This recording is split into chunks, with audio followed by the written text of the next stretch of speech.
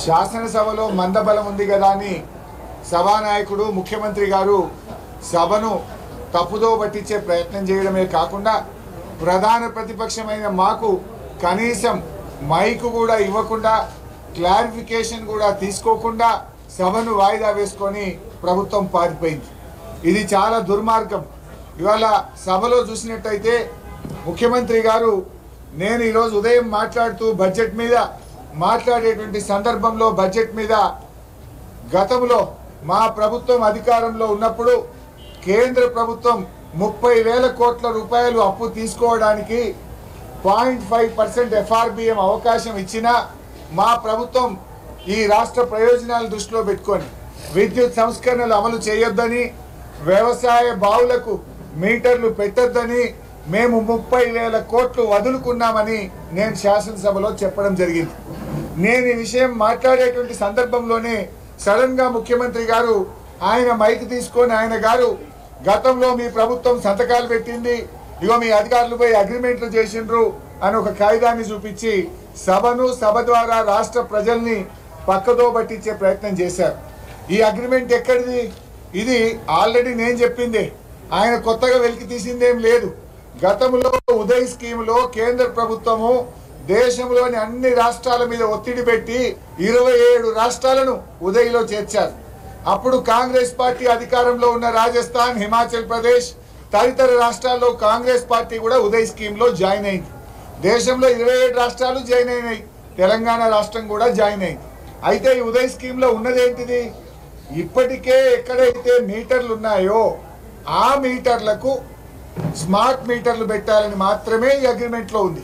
అది కూడా వ్యవసాయ విద్యుత్ కనెక్షన్లను మినహాయిస్తూ వ్యవసాయ విద్యుత్ కనెక్షన్లు కాకుండా 500 యూనిట్లకు పైగా కరెంటు కాల్చుతున్నటువంటి మీటర్లకు ఆ పాత మీటర్ల జాగాల కొత్త స్మార్ట్ మీటర్లు పెట్టాలని మాత్రమే ఉన్నది. కానీ ముఖ్యమంత్రి గారు ఏం సేవను పక్కతో పట్టించే ప్రయత్నం చేసినారు. మీరు వ్యవసాయ బావులకు మోటార్లకు మీటర్లు పెట్టాలని మీరు ఆల్రెడీ సంతకం పెట్టారు అని ఒక తప్పుడు మెసేజ్ను పంపించే ప్రయత్నం చేశారు. ఇదేమో 2017 సంవత్సరం. ఈ యాక్చువల్గా కేంద్ర ప్రభుత్వం రాష్ట్రాలను అడిగినటువంటిది 9 జూన్ 2021. ఇగో ఇది 9 జూన్ 2021 నాడు కేంద్ర ప్రభుత్వం మీరు రాష్ట్రాలు వ్యవసాయ బావులకు మీటర్లు పెడితే మీ రాష్ట్రాలకు 0.5% FRBM అధికంగా ఇస్తాం అంటే తెలంగాణకు దాదాపు 30,000 కోట్లు తెచ్చుకునే అవకాశం ఉండే. ఈ 30,000 కోట్లు మాకు వద్దు, మా రైతులు మాకు ముఖ్యం, నా గొంతులో ప్రాణం ఉండగా రైతుల బోరు బావుల కాడ మీటర్లు పెట్టను అని మేము 30,000 కోట్లు 2021 సంవత్సరంలోనే వదులుకున్నాం.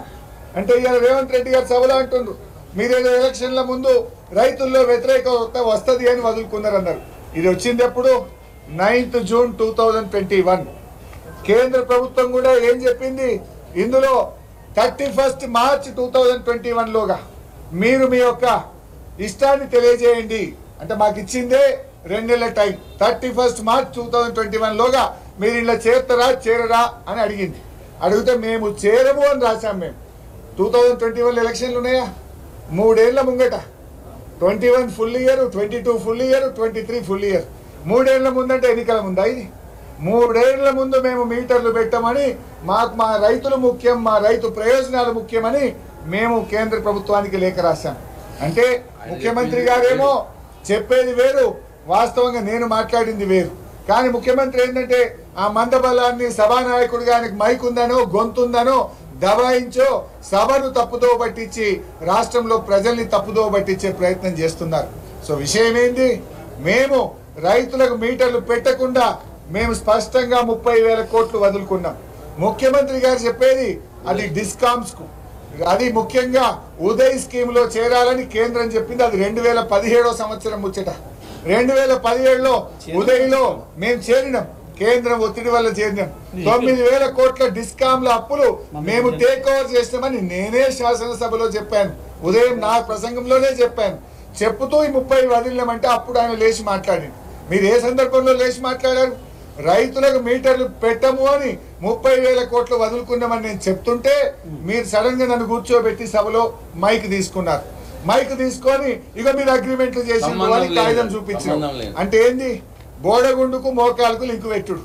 నేను చెప్పిందేమో 0.5% FRBM, మీరు చెప్పేదేమో 2017 ఉదయ్ స్కీమ్. 0.5% FRBM 2021 సంవత్సరం, మీరు చెప్పిందేమో 2017 సంవత్సరం. ఆ 2017లో ఏమున్నది? ఉదయ్ స్కీము ఆల్రెడీ మీటర్ ఉన్న చోట ఆ పాత మీటర్ తీసి కొత్త స్మార్ట్ మీటర్ పెట్టమని ఉన్నది. అలా దేశంలో 27 రాష్ట్రాలు చేరినాయి.